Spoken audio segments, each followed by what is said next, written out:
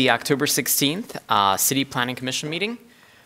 We will begin the meeting with roll call. Commissioner Ackerman, Commissioner Briggs, Commissioner Gabrandel. Here. Commissioner Mills. Here. Commissioner Milstein here. Commissioner Sauvé. Here. Commissioner Trudeau. Here. Commissioner Weatherby. Here. Commissioner Woods. Here. Excellent. We have quorum. Moving on to introductions. Do we have any introductions this evening? No, we do not. Approval agenda. Do I have a commissioner who will move the agenda? Moved by Commissioner Mills, seconded by Commissioner Gabrandel. Do we have any discussion or changes? All those in favor, please say aye. Aye. Any opposed? Moving on to minutes of previous meetings. This evening before us, we have the October 2nd, 2018 meeting minutes, as well as March 20th, 2018 meeting minutes. Are there any changes? Or actually, do I have a motion? Moved by Commissioner Sauvé, seconded by Commissioner Weatherby. Any changes? All right, we'll take them together. All those in favor, please say aye. Aye. Oppose? Moving on to reports from City Administration, City Council, Planning Manager, Planning Commission officers, and committees, written petitions, and communications. Starting with City Council, which we don't have a report this evening, or at least not yet. Planning Manager? Sorry, thank you. No, I do not have any updates for this evening. We'll have an update for you next meeting. Planning Commission officers and committees? Written communications and petitions. We have a healthy stack of communications that we receive, so please take a look at it when you get a chance, and also a lot of material regarding food trucks. So please take a look when you get a chance. Moving on to audience participation.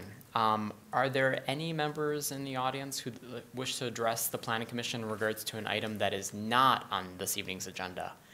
If you'd like to discuss something that is not on the agenda, please step up to the podium.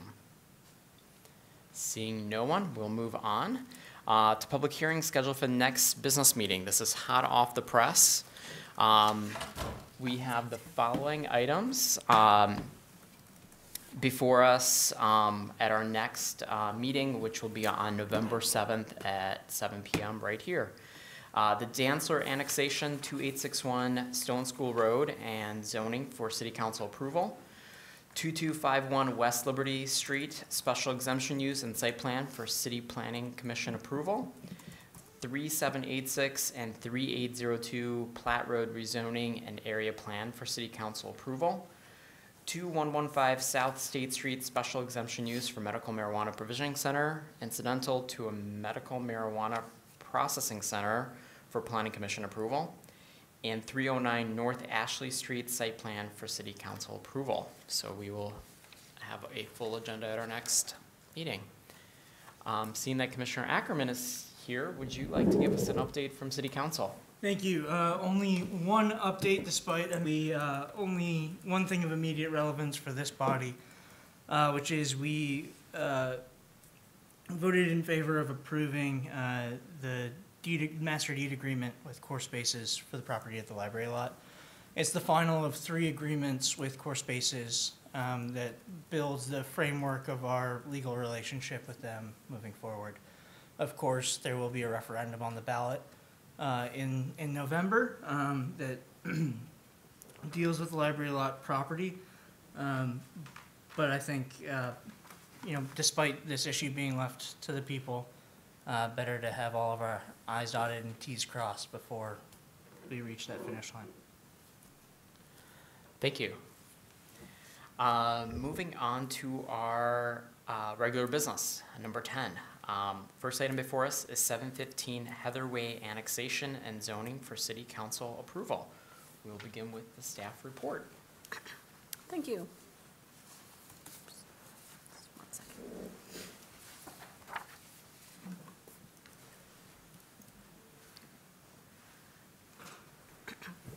As mentioned, this is the 715 Heather Way annexation and zoning. It is a request to annex from Ann Arbor Township and zone a property R1A. Property is located at the southeast corner of Heather Way and Geddes Avenue. It is just shy of 1 acre. and it contains a single-family home. Staff report mentions it was built in 1970, but it was actually built in 1959, just for the record for posterity. It is proposed to be zoned R1A. It will be contiguous with a large area that's also zoned R1A south of Geddes Avenue. Staff is recommending approval. Thank you. At this time, we will open up a public hearing. If anyone in the audience wishes to address the Planning Commission, you may step forward to the podium and address the Planning Commission for up to 3 minutes.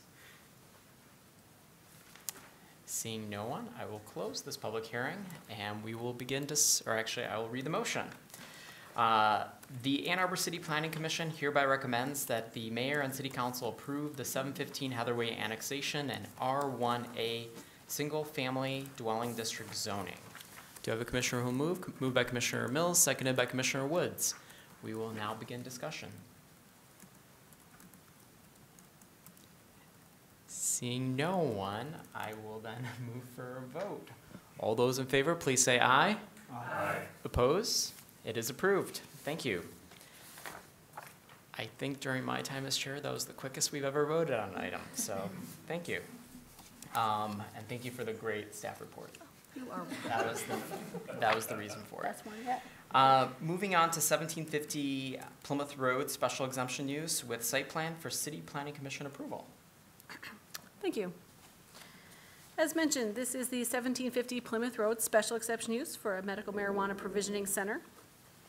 It is located in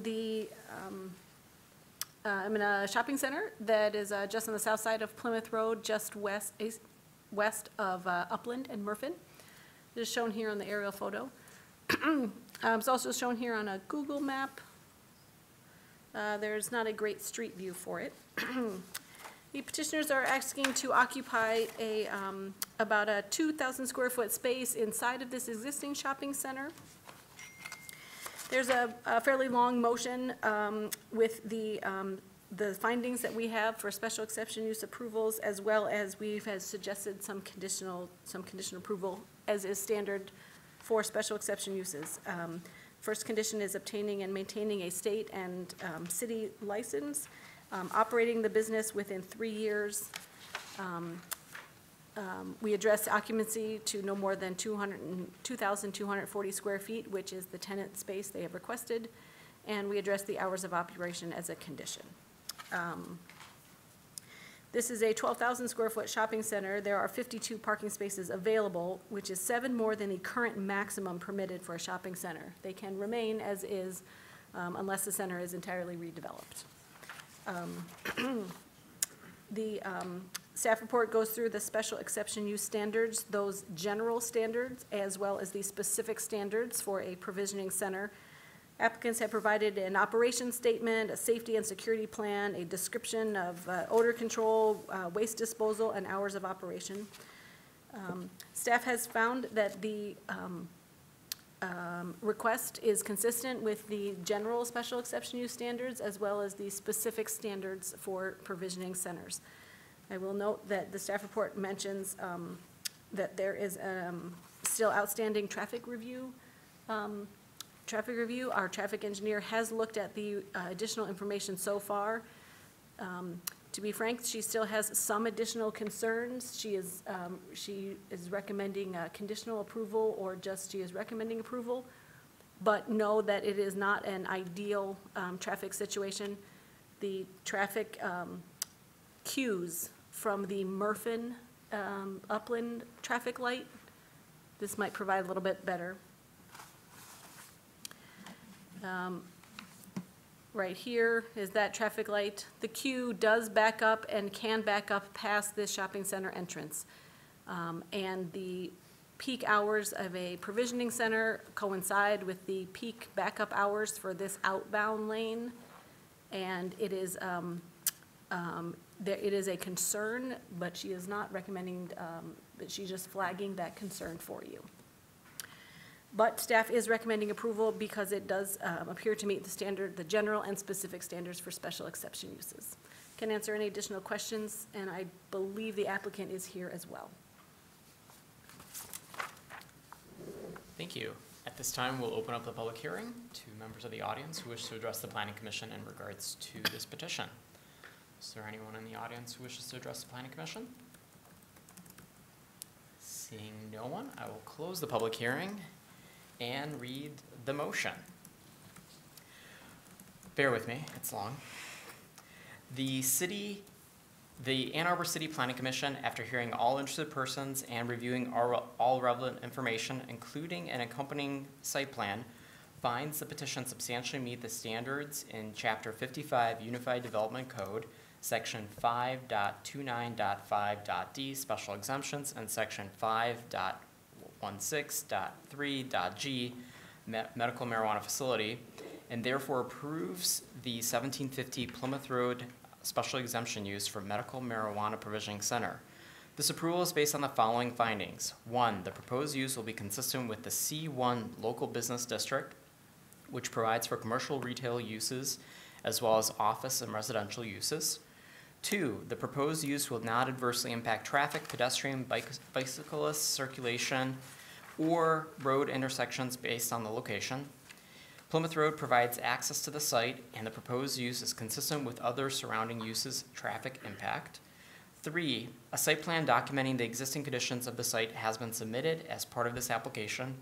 4, through documentation submitted by the petitioner regarding waste disposal, inventory tracking, security, and other methods of operation of the facility, the provisioning center will be operated in a manner that will not have an adverse impact on the neighboring properties or area and will not have detrimental impact on natural features.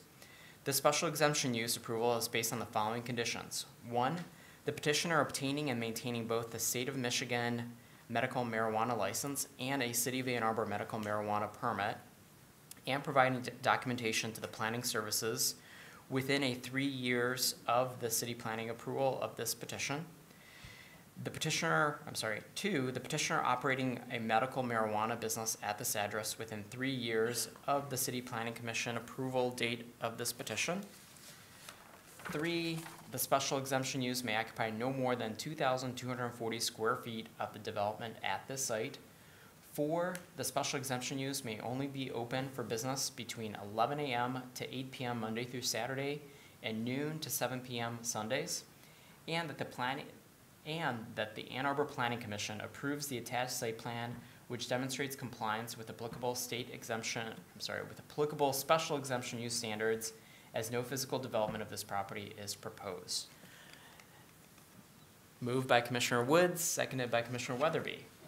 Commissioner Ackerman. Thank you, Mr. Chair. In response to many of our medical marijuana petitions, I think we focused primarily on hours of operation, site plan, and oh wow, it's gonna be a slow night for my brain. And the third factor, maybe I shouldn't go first. In any case, impacts to neighbors. And I think in this case, impacts to neighbors is most, brought to life through the traffic impact. I have a question for Mr. Leo, if I could.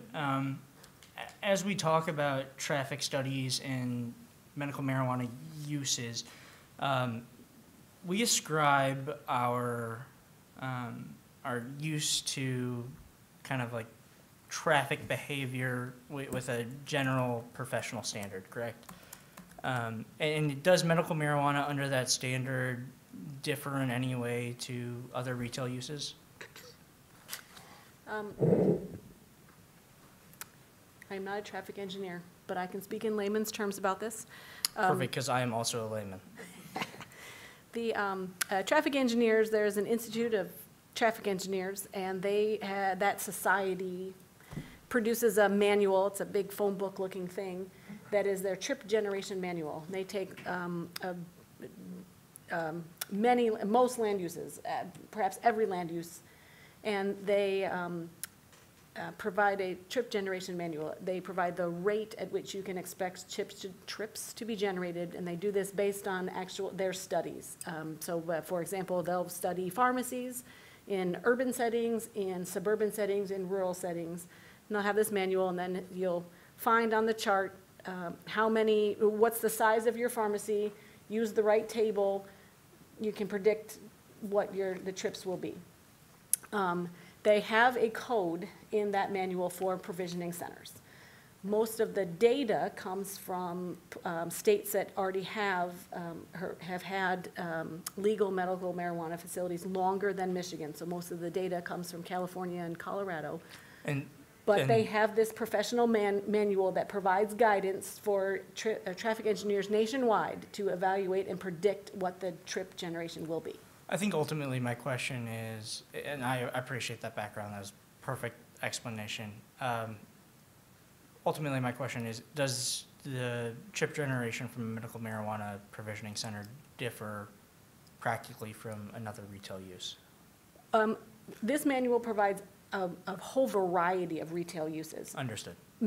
Provisioning centers are among the highest trip generators, Okay. along with, for example, bars, restaurants have a very high fast food and bars have a very high trip generation rate per square footage. Does pulling data from Colorado and California skew it to recreational type uses versus medical? That I can't speak to. Okay. I think it's possible. I believe that traffic engineers are studying that. Now that as more data rolls in, we can find out is Michigan high or low relative to those. But And that could all change again in yes, January. but it so. is the manual that the traffic engineers use. But like I said, I have come to learn that provisioning centers actually, they're at the high end of the retail uses. A retail use, like a seamstress, has a low trip generation Sure. rate. So provisioning centers do have a fairly high rate. I specifically asked our traffic engineer, this provisioning center is supposed to replace the Bagel Fragel.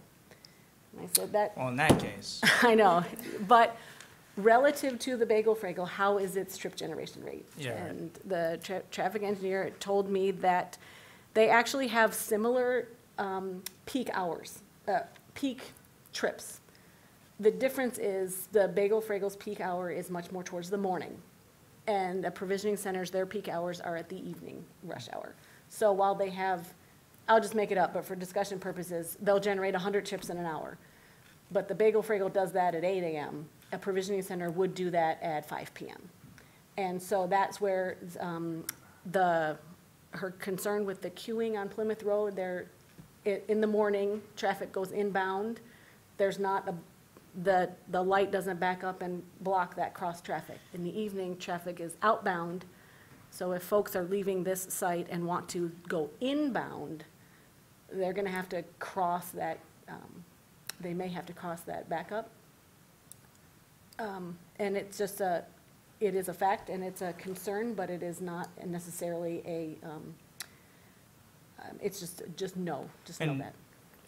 and I can zoom in later. So in terms of the curb cut itself and the driveway, what are the turning lanes? Do we have one inbound and two outbound?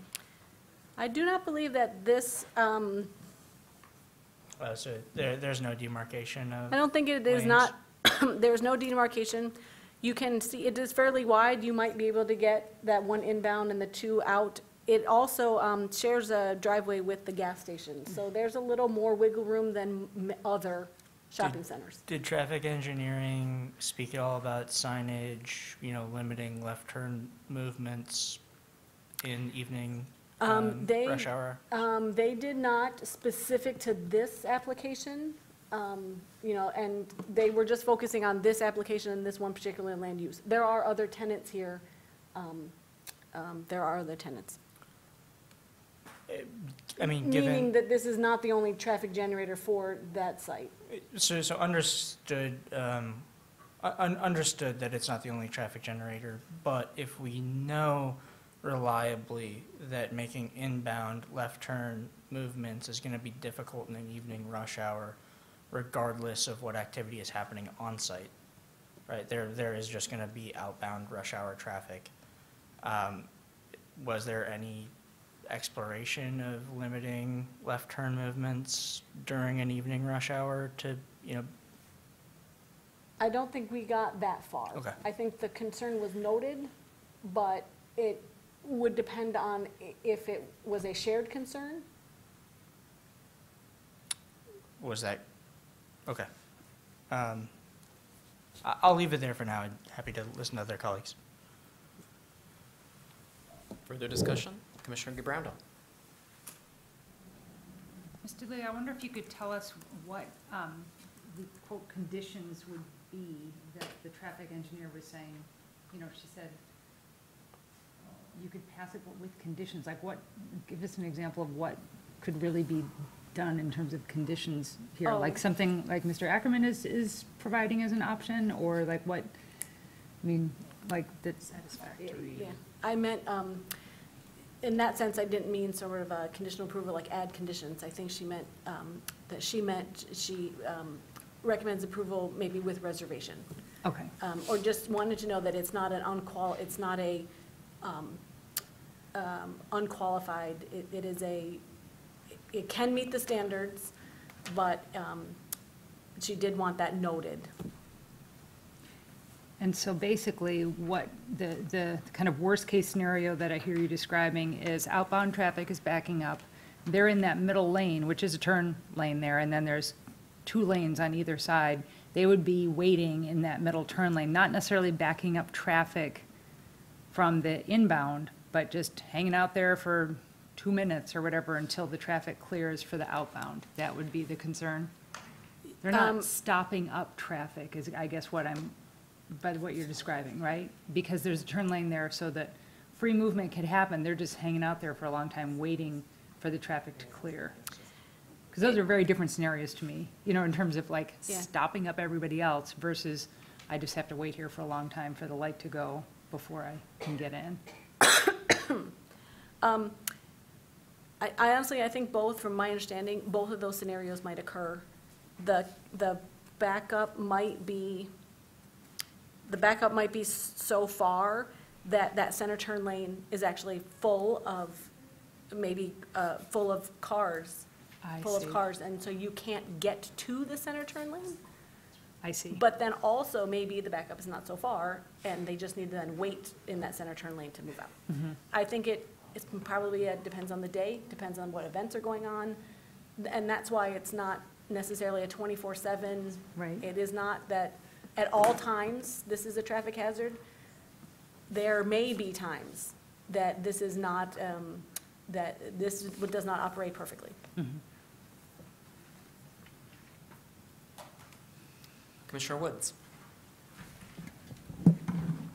Just a couple of questions. One, is the petitioner here? Hi, would you mind coming forward? Sure, please? I'd love to. Great. Did you want to introduce yourself to us? Alec Riffle, 1729 Covington Drive. Hi. Hi. So are you located in Toledo? Because I'm just looking at the That's information Martin. here. So I'm representing the petitioner. Okay. Hello, Hi. Martin Youssef, AXMAR, Toledo, Ohio. Okay, great. And so is the name of this facility Tree City? Because it seems like that's one that we've had before. At least it sounds familiar. I'm just trying to Yes. see. Yeah, that's the plan right now, to be branded as a Tree City Provisioning Center. Okay. Yeah. Do you know, Mr. Leo, do we already have one called Tree City? Or is that a part of this consortium or something? There have been 2 SEUs approved, 2730 Jackson Ave and Industrial Highway, is in a South Industrial Highway location. Yeah, we kind of just used the brand name as like a placeholder. But this is Martin's Provisioning Center. So as of right now, it could be branded Tree City. It could be branded something else down the line. It just depends on how he wants to proceed. Okay, so it's a placeholder. So how does the city know, or how do we know what's the name of it? Is that through signage, or do you have to file something before you actually Oh, yeah. receive this designation? Yeah, before we put up any signage, the final decision as to what the brand name will be made apparent. But as of right now, it's Tree City, and we don't really have any plans of changing it. But in the event that Martin doesn't like the name Tree City down the line, of course, we'll go through the, appropriate approval channels for getting signage approved and, a DBA change or something along those lines. Whatever we have to do, we will.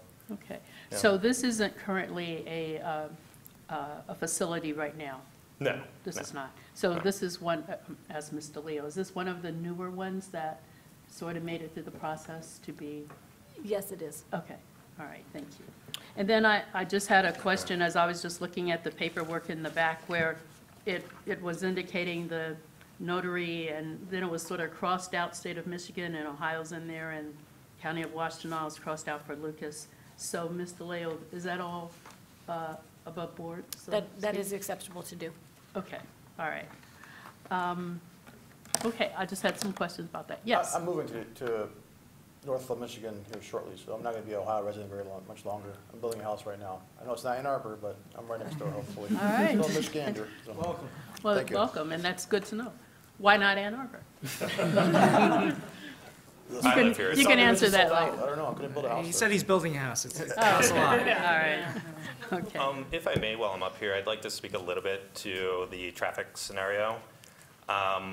One potential remedy to it would be to expand the hours. So if we go like 9 to 9, it may not push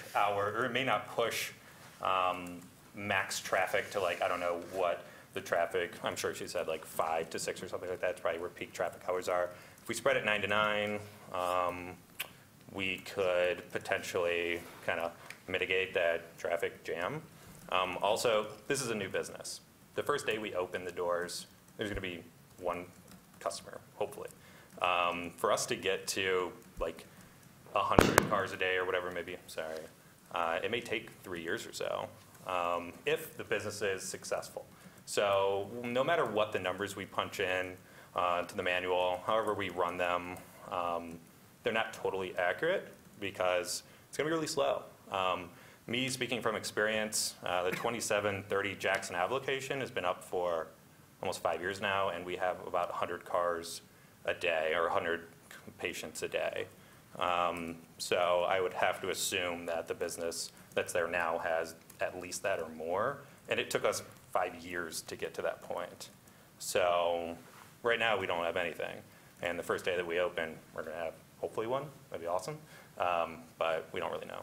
So I think the generation report was like what is seen to be the worst case scenario, which I don't think's reality. But those are standards that we have to go by, so I understand. I'm just trying to better inform your decision making.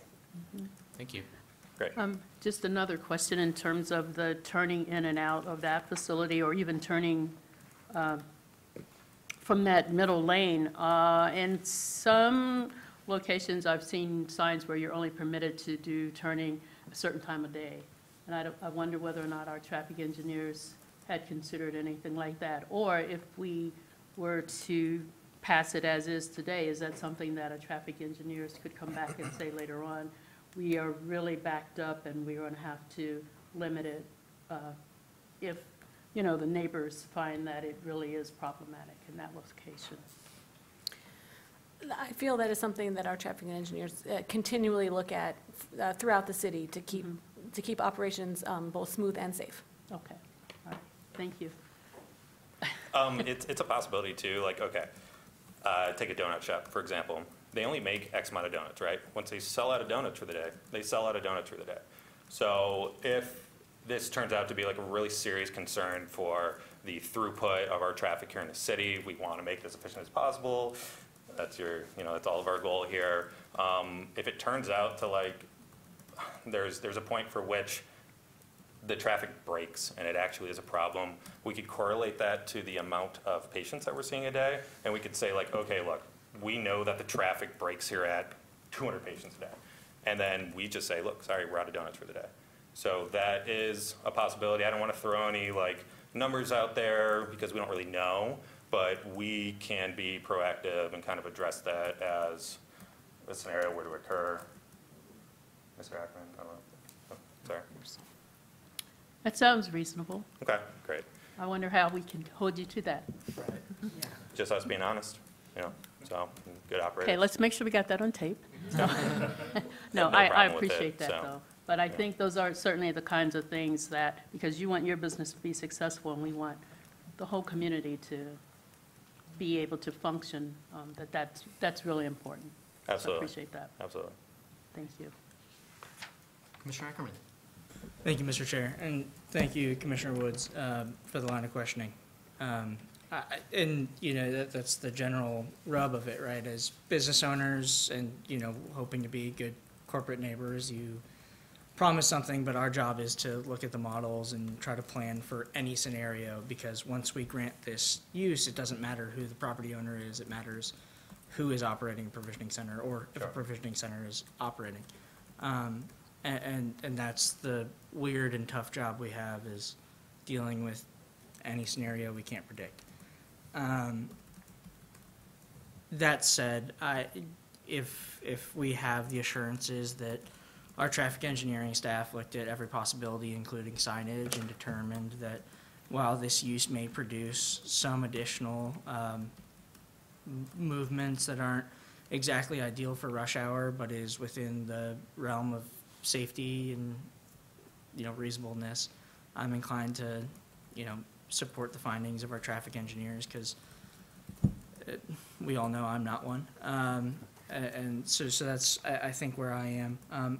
You mentioned operating hours, and I'm curious, usually as we come to a motion that's read before the planning commission, operating hours are something that's mutually agreed upon. Could you just, these operating hours were the first that I've seen that, you know, were perhaps even more restrictive than I was expecting. Sure. How are these developed? Really, they were based off of the current Tree City's operating hours. You know, it's just us being conservative, you know. So, I mean, 9 to 9 seems appropriate. I think it would help kind of spread out the mass at rush hour.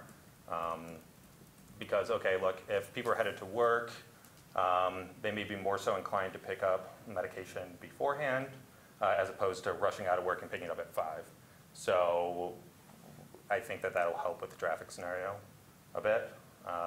But how the first hours were selected, there's really no rhyme or reason. They're just kind of standard business hours, 11 to 8, noon to 7. But I'm just trying to look for like solutions to a problem that have arisen. Yeah, I appreciate that.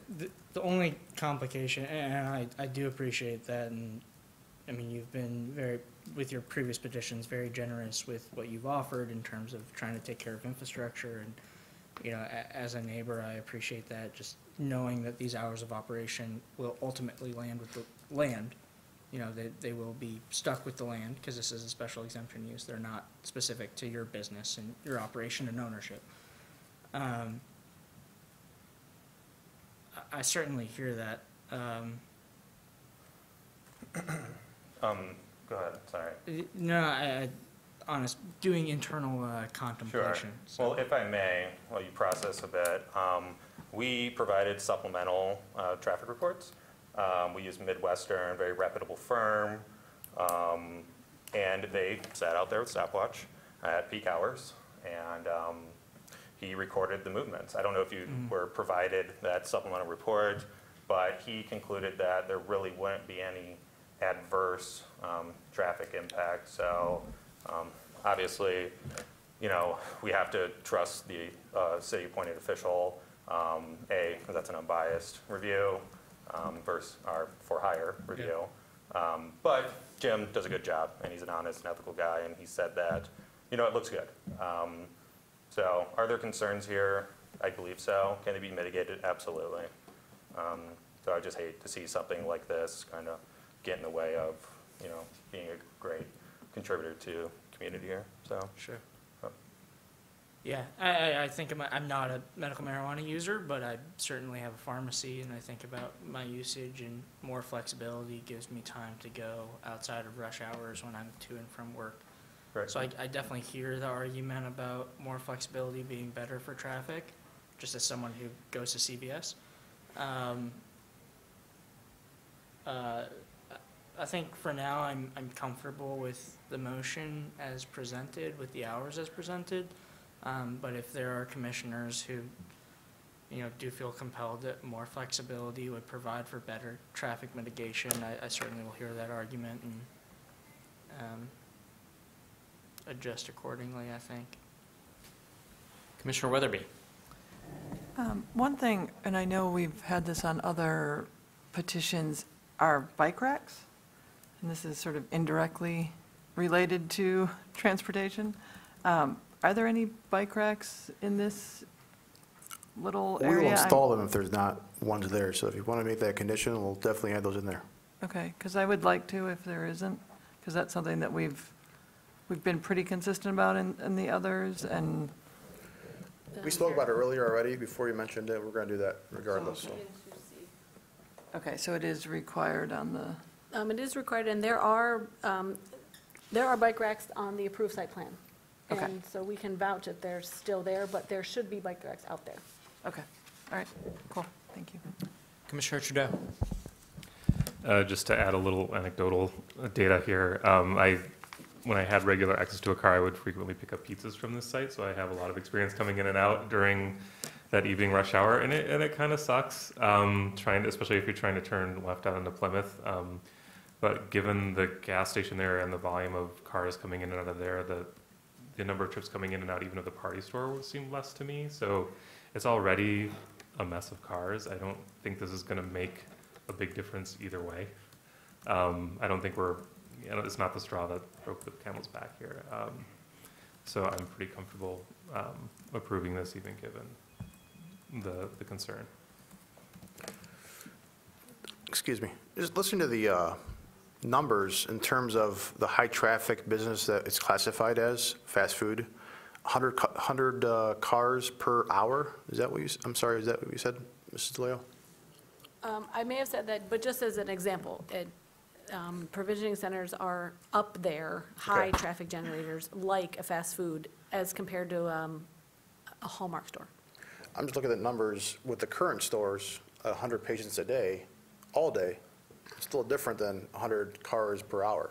I mean, just sheer numbers. Further discussion? Commissioner Mills. Thank you, Commissioner Weatherby, for asking the question about bicycle parking, because this is a place where a lot of people are cycling up and down Plymouth, so making sure that that's installed. If we need to make an, Alexis, if it's on the site plan, and we don't have pictures right now, which, of what the current site conditions are, but if it's on the site plan, is that, like, does somebody go out and check and make sure that it's actually there before we sign on the dotted line? Okay. So we don't need to make that as one of the additional conditions, is that correct? The installation, if it's not? Because it's on the approved site plan, it would be a site compliance issue. Okay. You can make it a condition. You can make anything relevant into condition if you want. However, it would be part of the issuing the permits and getting their zoning compliance permit. We'll do a site compliance check. Got it. So you physically go there. Okay, great. So if that's the case, as long as we have the bike hoops that are on the plan, I'm okay with that. The other thing I was going to add was about the hours. I wish we had a list of what they all are, because we have put them on a lot. My sense is that this is next to a gas station and liquor store, and not necessarily immediately abutting neighborhoods, or given the existing uses, that it would be closer to what we put with when we have things next to gas stations or 7-Elevens or that kind of thing. So starting at 9 and going until 9 does not seem ridiculous to me. I think keeping the hours on Sundays shorter, because I know that that has been our practice, makes a lot of sense. But my 2 cents worth is, if we have allowed other things in a similar type of location to be 9 to 9, I don't see why we hamstring them just because that's what they ask for. But if we don't have, because we don't have the table to be able to see what we have already done, I feel like I'm at a loss for being able to do that. So my feeling here is anytime we've changed the hours has been because the petitioner has asked for an exorbitant amount and we've shrunk them down. At this point, the petitioner isn't asking for that, and what they've asked for, I have no issues approving it, so why should we interfere with their business practices if we agree that it's not? So I know we're talking about hours, but I don't think hours are really a thing that we should discuss with this because we're agreeing with the petitioner and the hours that they've given us. Commissioner Woods. I just wanted sorry, I just wanted to indicate that on the site plan, it does indicate that there are some existing bicycle racks, 2 of them required, and those are the minimum. So it is, there are 2 already there. Yeah, I think I saw them there. Yeah. But I don't want to, If they're not, we'll put them in. yeah, Right. it's on the right side there. And I mean, if we have an issue with our hours, we'll just come back before the commission and just kind of say, okay, here's the issues. And, you know, if you guys agree, then no problem. I mean, like I said, we're just going to be opening right in the beginning. It's not like we're going to hit capacity. So I think our hours are fine in the beginning. But if we do, we can always come back and ask for expanded hours. I think it's fine. Thanks. Further discussion? Commissioner Sauvé. So I appreciate all the discussion. I think I'm just going to reiterate, a few things in terms of my concerns. I think traffic doesn't concern me because I see instances similar to like Lakeshore Drive on North Main Street as an issue, and those signs went up to say no left turn at certain hours. And so there is kind of continuous regulation if that becomes an issue. So things like the left turn could be signed and regulated later if it became an issue. So I don't think it's something that needs to be added here. 3 of the stores within this retail center go till 10 o'clock, so 9 to 9 seems reasonable to me. Some of the changes, I do recall, we've done changes at the table for hours before, and the reference point has usually been the other retail in proximity. So, and every single time we say, we wish we had a chart so we can compare to other marijuana facilities, but at the same time, the chart is actually about proximity more than it is about others in the same use. So I think we can do that pretty quickly right here and look that the sushi restaurant, the pizza restaurant, and the liquor store all go close at 10. So doing 9 to 9 is still within a lot of the bounds of operating hours. Is that a motion? So I would make a motion to actually to adjust those operating hours to 9 to 9. Seconded by Commissioner Ackerman. Discussion on the motion to extend the hours. Commissioner Gabrandel. I feel like it's not going to do anything for the issue we're talking about, because the issue is 5 o'clock, and they're open at 5 o'clock. So extending it till 9 doesn't make any difference. And if we're open at 8, then maybe people would hit it before work.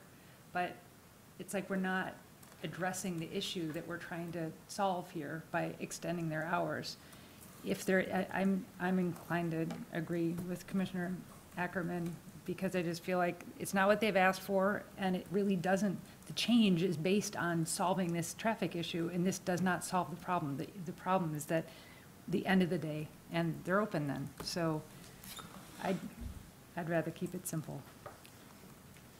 Commissioner Ackerman. Question for staff, if Ms. DeLeo can. And we ask this, I'm sure, every time. What does the permitting ordinance allow in terms of hours of operation? What is the maximum extent? There are none. Or to the petitioner, if they know. The zoning ordinance does not address hours of operation. The 7 a.m. permitting ordinance does. 7 a.m. to 9 a.m. 7 a.m. to. Yeah, and we actually did 9 request. p.m. 7 a.m. to 9 p.m. Yes. Okay. And we did address 9 to 9, but I don't want to, I did that again. We did not, or we actually did request it, but it was like at the midnight hour. It was like 2 days ago. Because I noted once the staff report was actually officially published, it was a typo on our end. But Ms. Dealer is super busy, so it just probably was overlooked.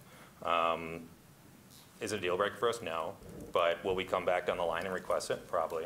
Could we save the commission some time from adding it to the agenda at a future date? Probably. But if it's a serious concern, of course, we'll address it. So if I could, Commissioner Gabrandel, if we are trying to address the problem that we're trying to address, which is peak evening, rush hour, turning movements, would an earlier start time address that? Yeah, yes, I feel like that's the issue. Could I recommend It's a like 8 friendly a.m. amendment? You know what I mean? Not the later. Could I time. recommend an amendment to the amendment and see if it's friendly? I'm putting that on you. Sure. Okay. Yeah, no, that's fine, and especially given that it was a typo or whatever, and it wasn't part of your business plan, that's helpful to know too. even though you guys should get your stuff in on Sure, time, sure. you know, and we have deadlines for a reason.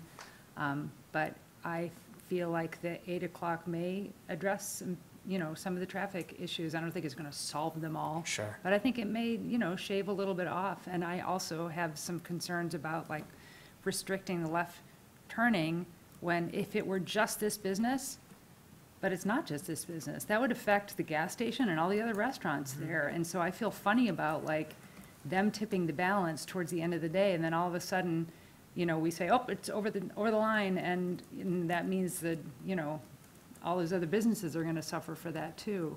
So I would rather address it by opening up earlier in the morning and being able to, for the people that wanna tag it onto their work, that it would be, a So- little before.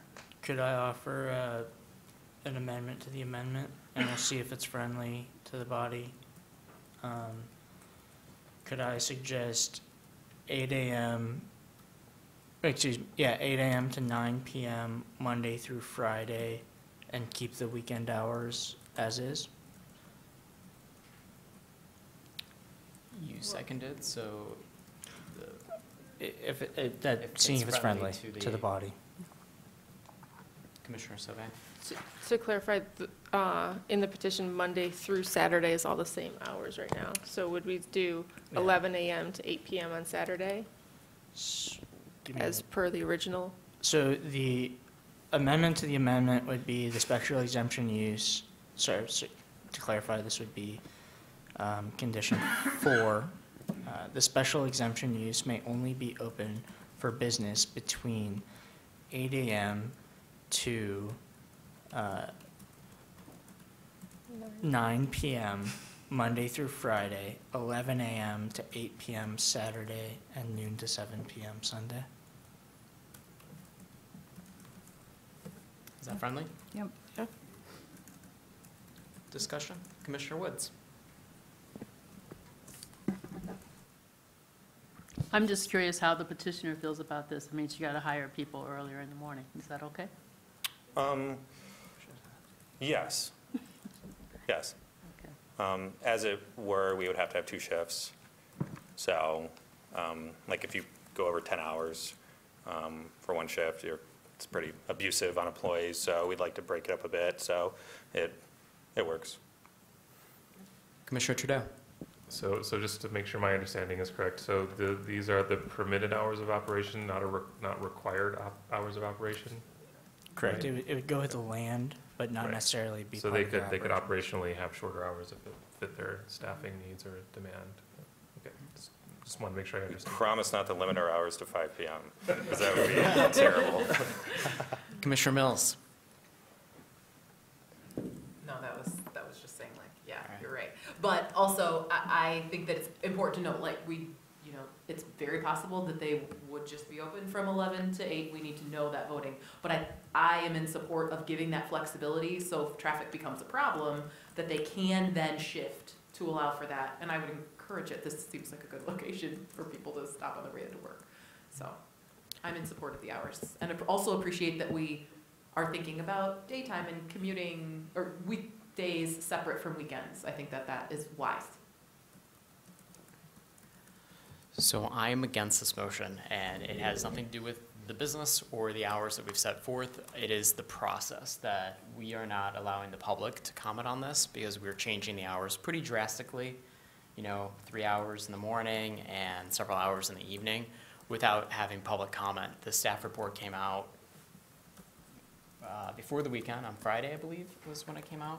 So the public had an opportunity to review this report, and maybe someone looked at it and said, 11 to 7, not a big deal, and Sunday, 11 to 8, not a big deal, Monday through Saturday, and the noon to 7 was not a big deal. But the process about it, that we're negotiating this at the table, and we're not just limiting the hours, this time we're expanding the hours, is the reason why I am against it, and I will vote against this amendment to the motion. Further discussion? Commissioner Sauvé? I guess I just asked the table if they have recollection. I believe Wolverine, we did a similar We have. exercise at the table. And so I guess that's a question, maybe a request of staff to create, maybe for next working session evaluation, but yeah, I guess that's where this has been a change at the table. I just want to see if the body also does recollect those different variations. So, okay, just make sure I'm not the only one, that's all. All right. Any other comments on the amendment to the motion with regards to the hours? All those in favor, please say aye. Aye.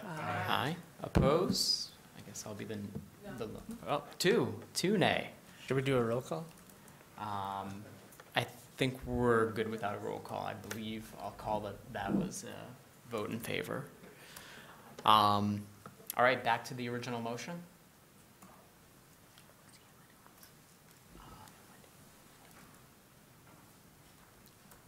No other comments? All right. All those in favor, please say aye. Aye. Oppose? We're approved. Thank you. Thank you. Thank you for your time. Moving on to 10C, Signature Club parking lot improvements, landscape modifications for City Planning Commission approval. Ms. DeVio.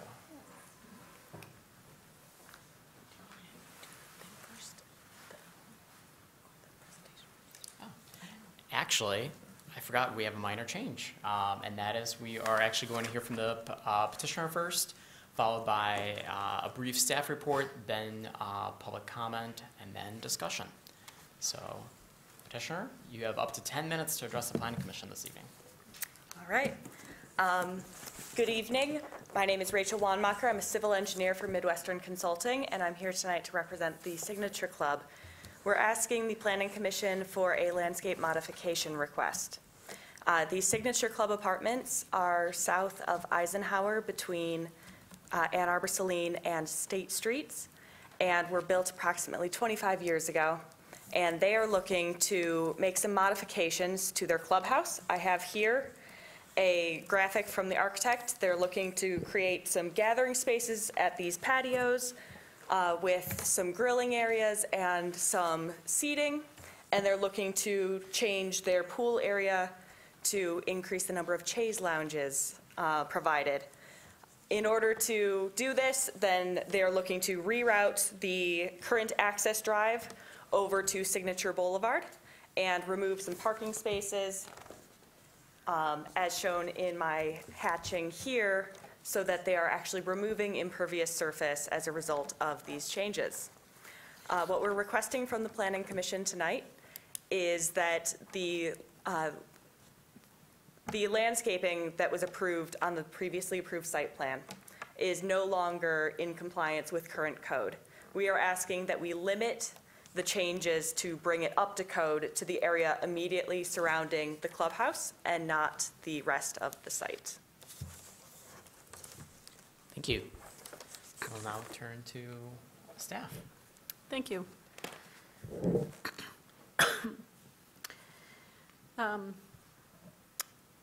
Thank you for describing the petition.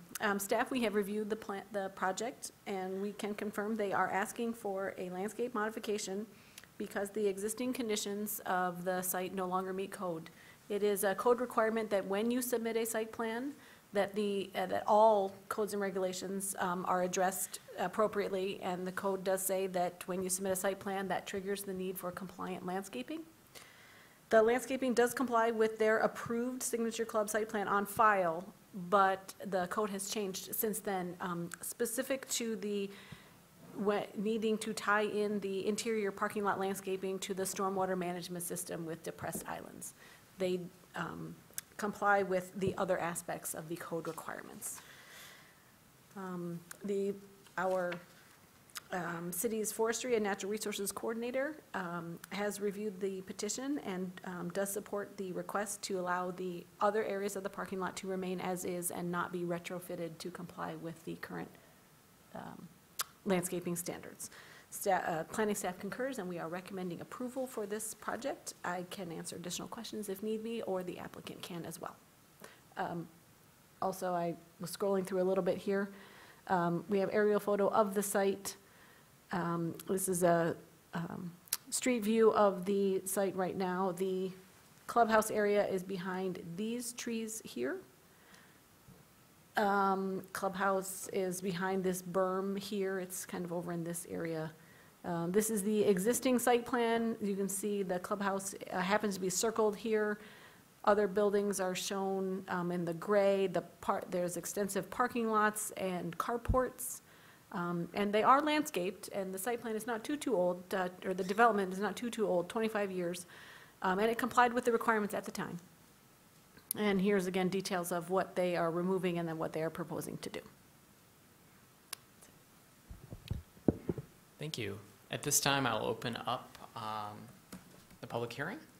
Is there anyone in the audience who wishes to address the Planning Commission in regards to this petition? Seeing no one, I will close the public hearing and read the motion. The Ann Arbor City Planning Commission hereby approves Signature Club Apartments landscape modification petition to maintain and continue landscape elements which are a part of a previously approved site plan as non-conforming. Do I have a motion to approve? Moved by Commissioner Ackerman, seconded by Commissioner Sauvé. We are in discussion. Commissioner Mills.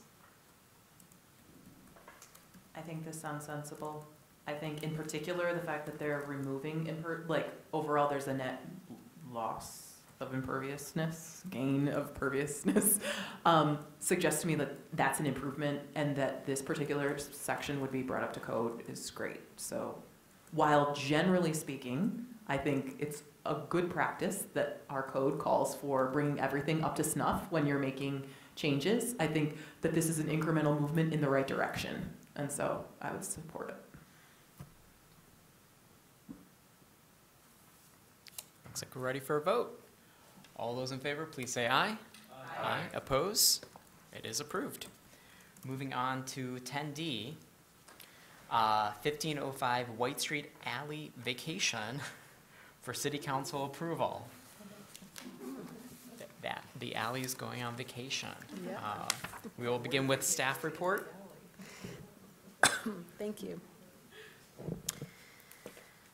All right, I am not as familiar with this project, but I'm sure I can do a fine job. This is the, in the project file, this is called the 1505 White Street Alley Vacation. It is a slight misnomer because it is not associated with any one address, really. It is associated with Block 7 of the Hamilton, Rose, and Sheehan's addition. On your screen in front of you is the original plat, and there's a red arrow for the alley to be vacated. However, after this was platted and approved way back in the day, Stadium Boulevard was cut through. And here you can see where the plat has already been amended and some portions have been vacated, hence the vacation. Some areas have already been vacated.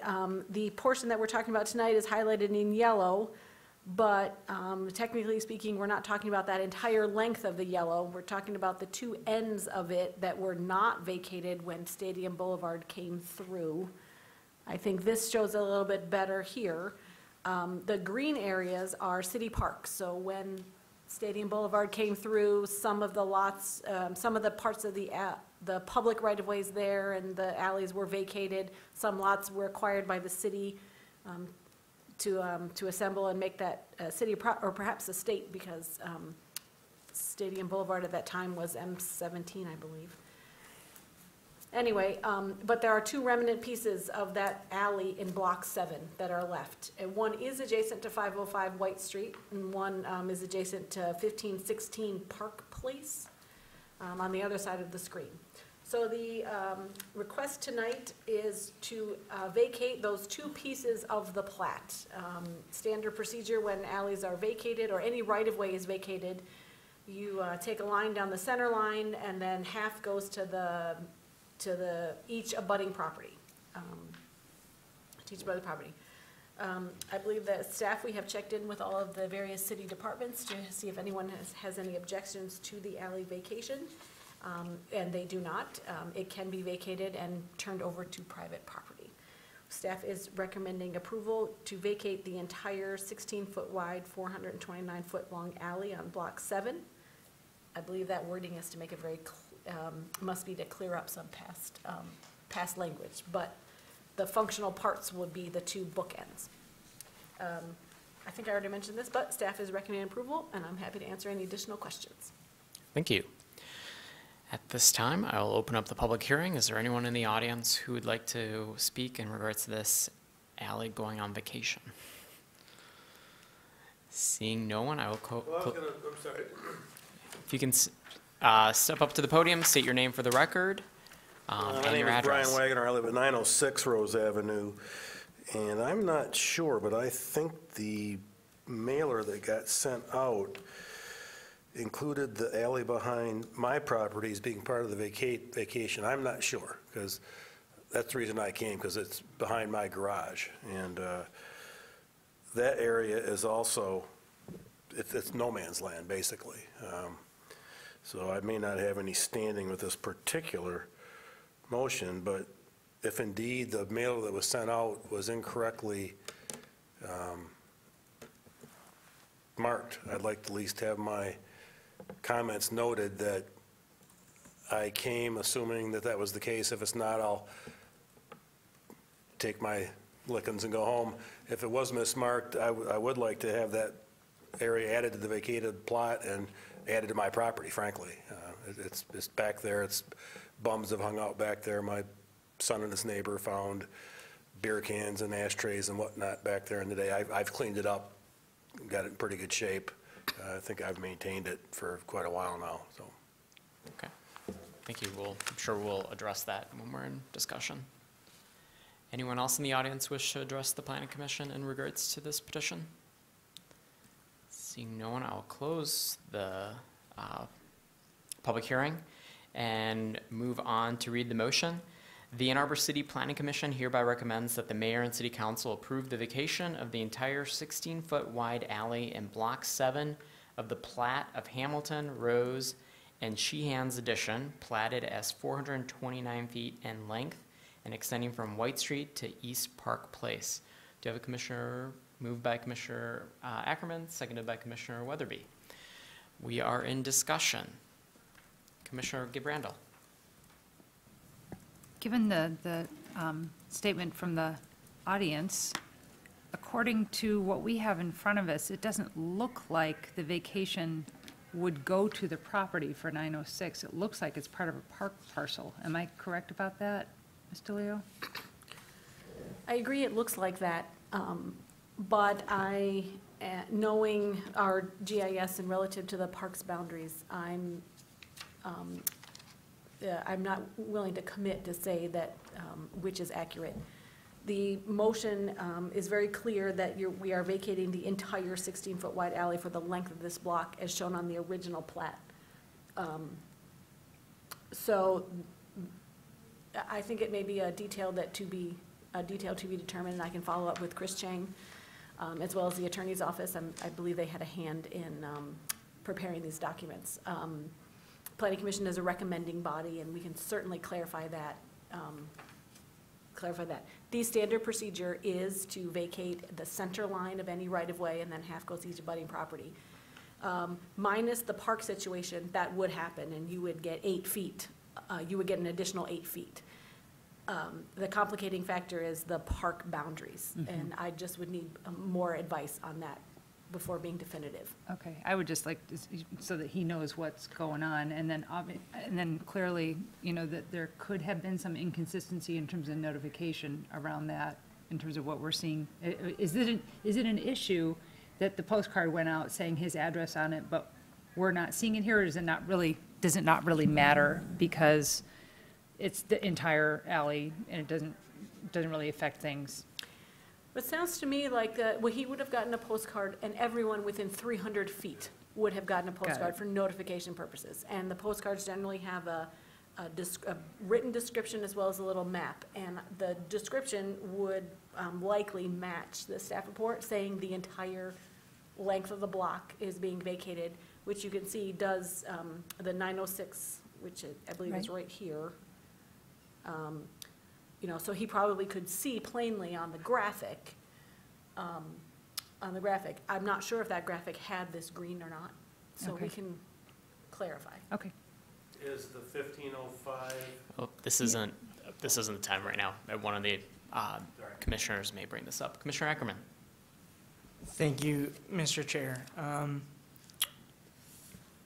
In response to that, is it your understanding, Ms. Leo, that there is kind of a parcel by parcel breakdown of where the 16 feet will go?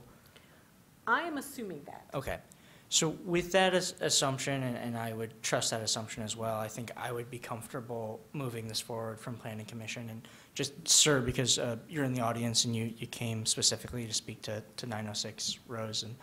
And so ultimately, whatever the vote is, this is a recommendation to City Council.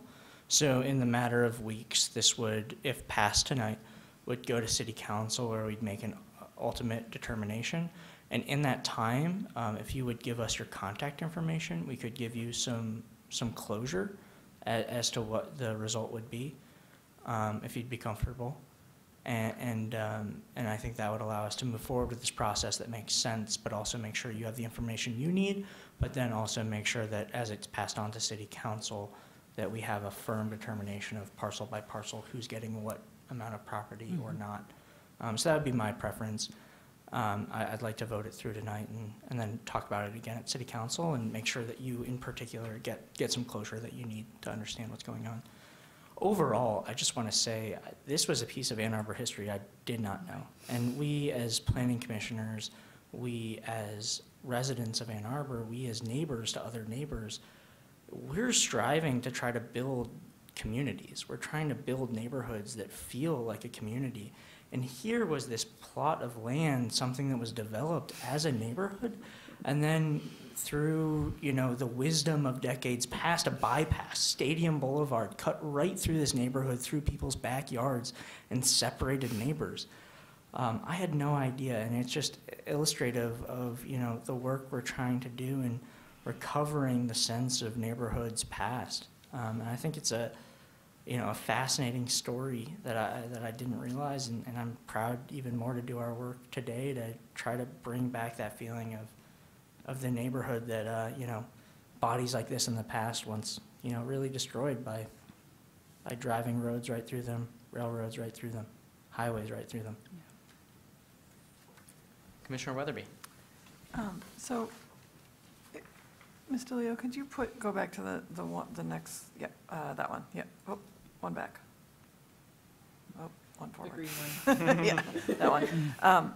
So one of the things I'm concerned about is, and I know there were some other people here in the audience for this who left, but I'm kind of concerned about 1516 and 1508 Park Place. I know there's like a drive that kind of goes behind or next to both of those, and what I'm concerned about is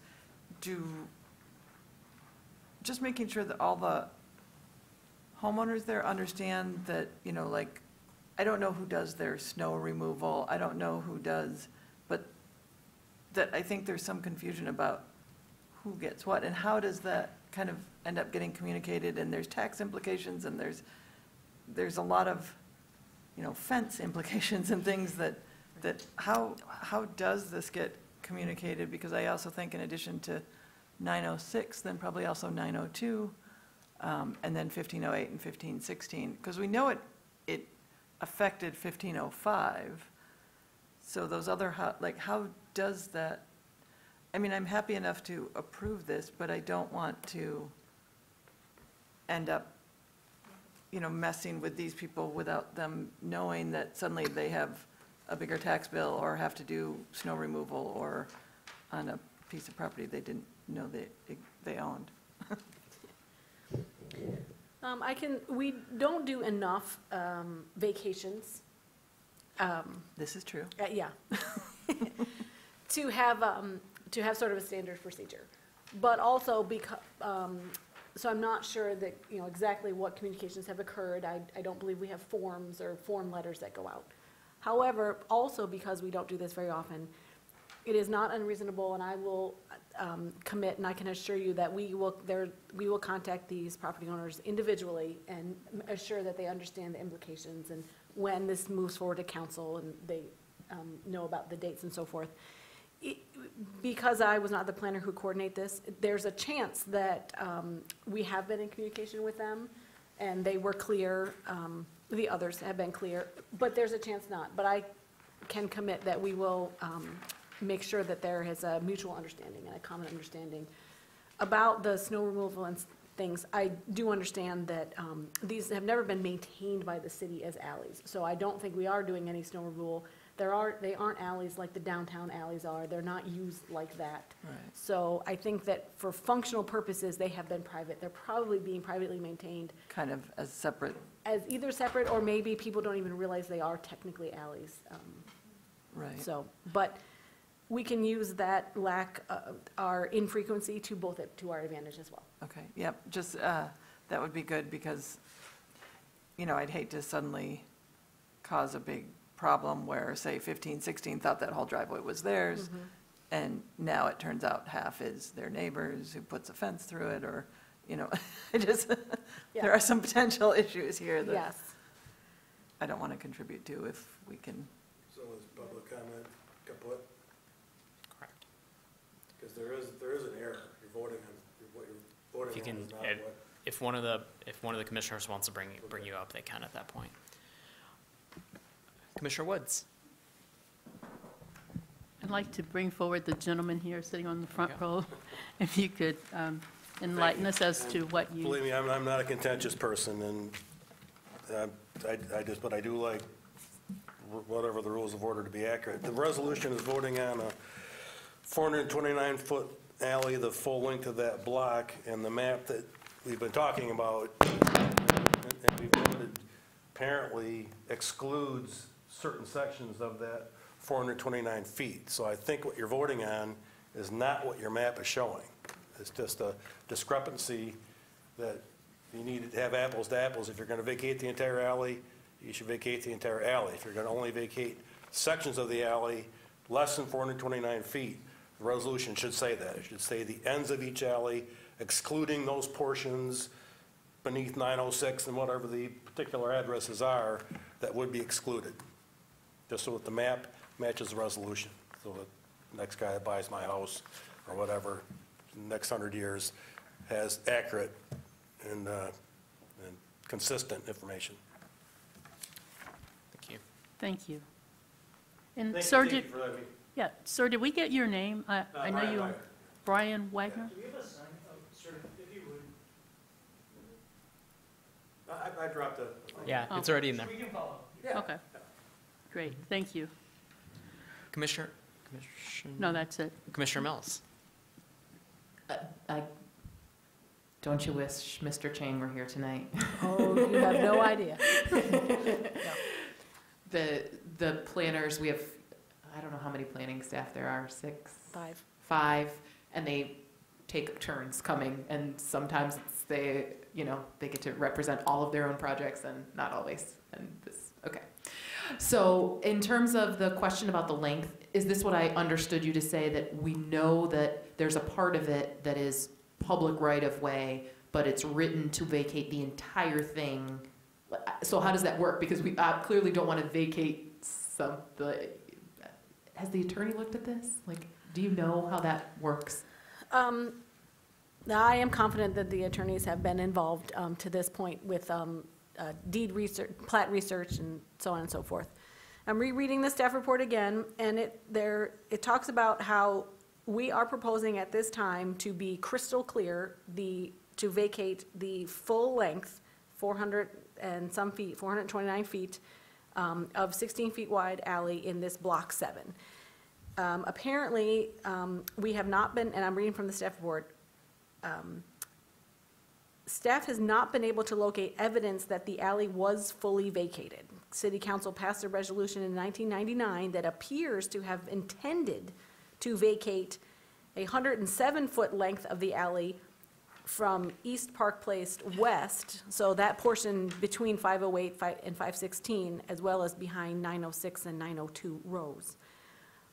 But the resolution's language is not fully clear, so that's in that case, to be crystal clear about what we are vacating, we are asking then for the full length of Block 7 to be vacated. And then again, I sort of as I mentioned previously, removing the park situation, in that case, half goes to, they split it down the middle and everyone gets a half. I don't know, sitting here, how the park designation, and this would only affect 902 and 906 Rose. I don't know how how does that complicate things, if anything? If the park goes to the south side of the alley, well, then the park gets half and the northern properties get half. If the park goes, that's a piece I just don't know. If you remove the park piece, I am confident in what would happen. So we'll just make sure that Mr. Wagner and his adjacent property owner will get to the bottom of that, and we'll make sure it's clear when it goes to council. But he is right, it appears like there's a discrepancy between what we're doing. It does appear, actually, we're just trying to clean it up and make it very clear that after this procedure, there will be no alley ever again. And well, and now that I said that too, if you vacate it to the property owner is public land, it's the city street, right? So you're vacating the alley that runs through to the public land and it just stays the same. I understand that the Easterly Park parcel is the one that this gentleman, we need to get more information. Can you, just to make sure, on the 1505, which is what brought this whole thing to us in the first place, right? Currently, so the 8 feet on the north side of the alley is currently being used as city park and will stay that way, or how's that working? The 16 feet wide there,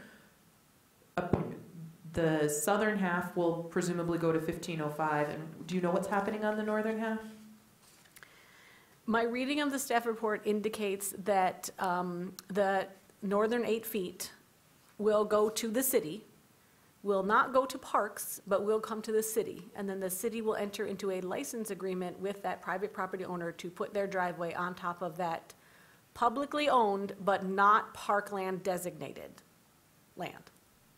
Got it. I sort of remember this from when we approved that. Yeah. Although parkland is publicly owned, it's a one-way street in that sense. Not every publicly owned land is park. Right. It needs to be in the PROS plan, which is the Parks, Recreation, and Open Space Plan, for it to be parkland. Good example, right here, City Hall, it is publicly owned. This land is owned by the city, but it is not a park. Wheeler Park.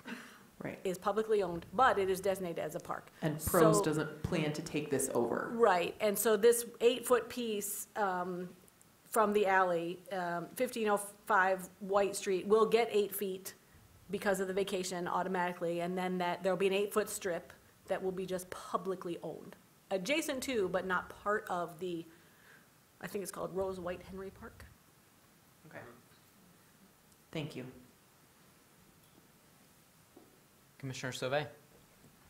So I want to actually go back to the 1508 and 1516 division, because it looks, at least from the aerial view, that it's a shared drive. So a vacation of 8 feet on either side. I'm not sure if that's on a center line, or, if it's one way or the other, and all of a sudden there's a 5-foot driveway and an 11-foot driveway, and one neighbor decides they're going to put a fence up in the middle of that asphalt, that becomes a concern to how that shared driveway gets utilized. That's what I'm seeing from aerial. So between the kind of clarification requirements for 906 and kind of the concerns of a shared driveway, because there's parking in the back, I almost want to make a motion to postpone for more information, because this seems to be affecting a good handful of residents that we don't have the information for, that could really make a big impact. Is that a motion? That's a motion. We have a motion to postpone, seconded by Commissioner Ackerman. And Commissioner Ackerman. Discussion, we do have a very busy agenda at the next meeting. Question to staff, does a delay of 4 weeks affect anything practically if we were to delay till the meeting after next? I don't know. However, if the planning commission votes to postpone, it is what it is, and it will not affect it. So could I suggest that to put a date on that postponement and not be the next meeting, because we do have a very long agenda, that it be the meeting after to give it the full attention it deserves? So that would be the, let me just look at the calendar, the November 20th meeting. No?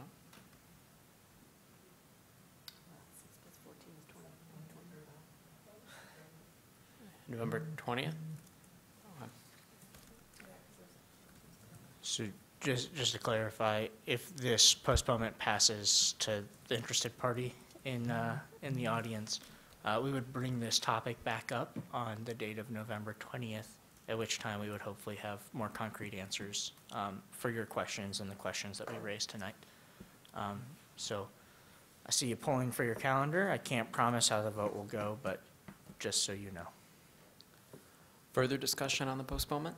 Commissioner Woods? I'm in favor of postponing it and getting more clarification about what Planning Commission is doing before we send it forward, because I think because vacations are so rare that it is important for us to understand it before we send it forward, and we might not know exactly what happened with it. So I support it.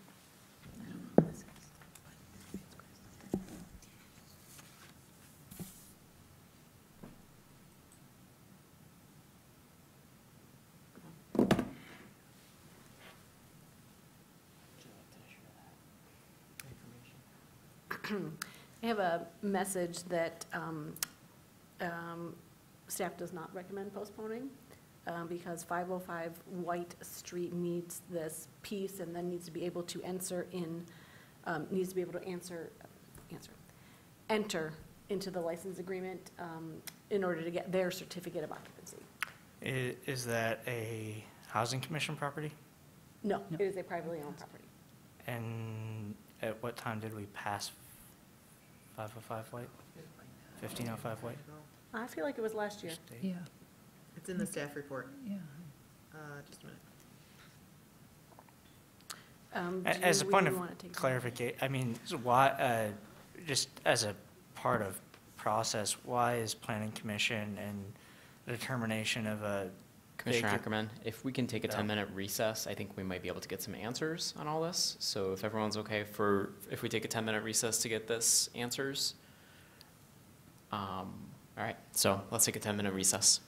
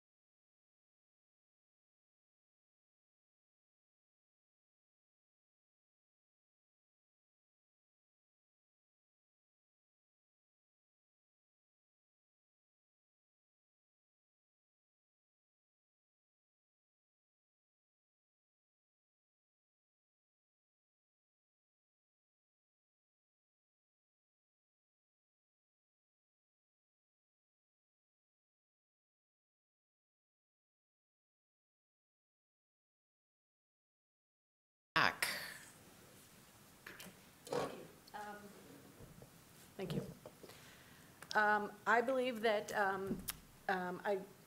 to the questions that have been raised thus far about what is going on with the west side of the alley and then the east alley, could they be treated separately, and what neighbors have been contacted and so forth, I will defer those questions to City Attorney Staff Member Chris Frost. So I just happened to be watching this on TV, and I thought to myself, I know the answer to all of these questions, so I should probably help out. So first, with respect to the portion between 1508 and 1516, that was vacated in the resolution from the 90s. The only issue with that resolution, there were some typographical errors in it, we think, so that's why we recommended redoing the whole thing. But that section, as far as I know, is already on the tax rolls as separated, so whatever arrangement they have for the driveway, that's been that way for 20 years. So there shouldn't be any change there. With respect to 906 and 902, the map is not correct. The park does not go all the way to the edge of the alley. It should still show as open alley. I think the problem was that at some point in the past, it was decided that this alley had been vacated, but our search of the records and the register of deeds found no evidence of that. So I think there was an assumption, probably from the tax rolls, that it had been vacated, but it had not. So that is why we're recommending kind of redoing the whole thing. So 906 and 902 would get 8 feet, the north 8 feet. The city would get the south 8 feet there. And then on the other side, it was as described, the city would get the north 8 feet and 1505 would get the south 8 feet. And we'll clarify and make sure to clarify in the resolution that Stadium Boulevard is not going to be vacated. It's just the platted alley. So if there are any other questions, I'm happy to try to address them. And the reason I would not recommend postponing this is because 1505 will be looking for COs shortly. And so this is kind of a long process. Once it goes to council, there's a month of notice time and then a hearing, and then council decides. So from this point, it would probably be, another 6 to 8 weeks. Commissioner Sauvé? So I just, clarification for 1508 and 1516. Yes. Records are that it's already been vacated loosely. Possibly with some But scrivener's errors. But the new property lines have already been drawn firmly. For those two parcels, yes. So those two property lines are drawn firmly. There might be some overlap right now about some loose designation of alley that we're going to clarify tonight to say that it doesn't exist, but the property lines are still there from 20 years ago. Right. Functionally, the reason we're doing this is because, and as you can see from the way the map is, it was assumed by, I think, everybody, including the assessor, that this alley had been vacated, and it really had not. So this is really just to kind of bring it into conformance with the way people had been treating it. That helps. I think everything else seemed very clear. I just want to make sure what the loose versus very clear property line for those two properties. Yeah, that line between 1508 and 1516, as drawn on the GIS, we believe is correct. Property line. Yeah. Okay, thank you.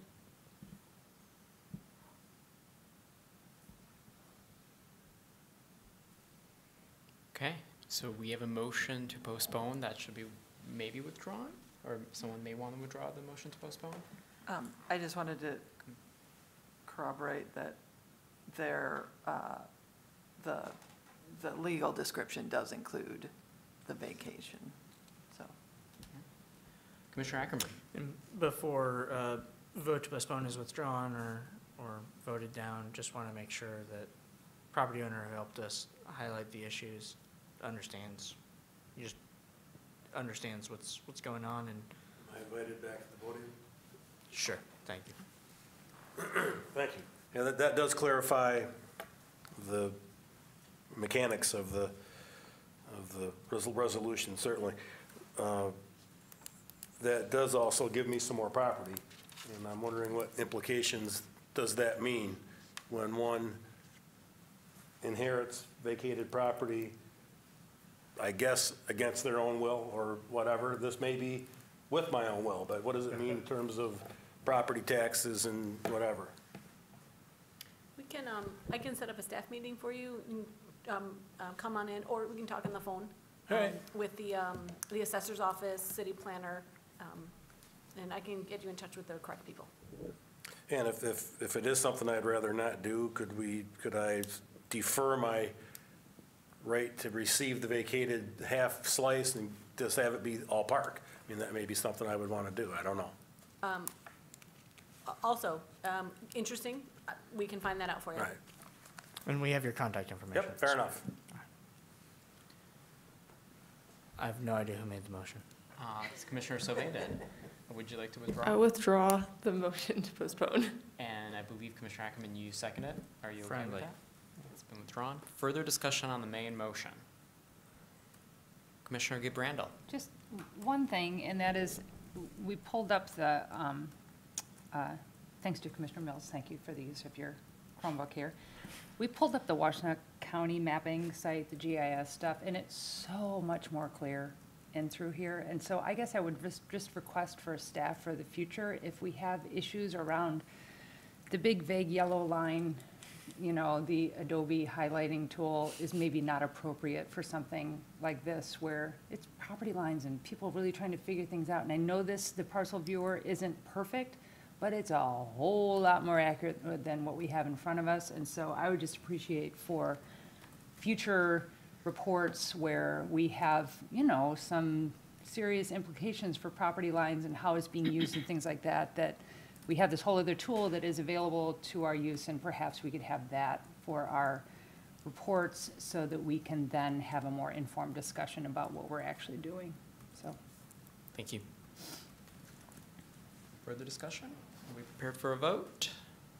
All those in favor, please say aye. Aye. Oppose? All right, it is approved. Moving on to audience participation.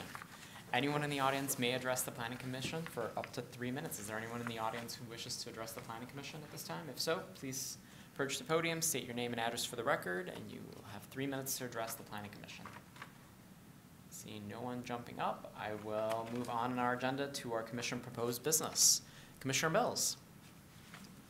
I would like to thank city staff who came from the back cave. Yeah, I don't, well, it's encouraging to know that we have viewers, one, and that you could make it here in this time. So thank you very much for answering our questions so that we can move swiftly. So thank you.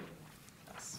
May your performance evaluation reflect this time on duty. Hopefully Mr. Postuma is also watching right now. And I would also like to thank Ms. DeLeo for doing her very best. So thank you. I'll make sure to drop a note to Mr. Leonard tomorrow. Any other commission proposed business? I also Commissioner want Woods. to, I also want to thank the neighbor who came this evening. It's good to know that when those postcards go out, people do read them and do decide to come down and to figure out what's going on. So we appreciate that. Yes, thank you. Good group you guys have. Thank you. All right, seeing no other commission proposed business, do I have a motion to adjourn? Moved by Commissioner Trudeau, seconded by Commissioner Mills. We are adjourned. Thank you.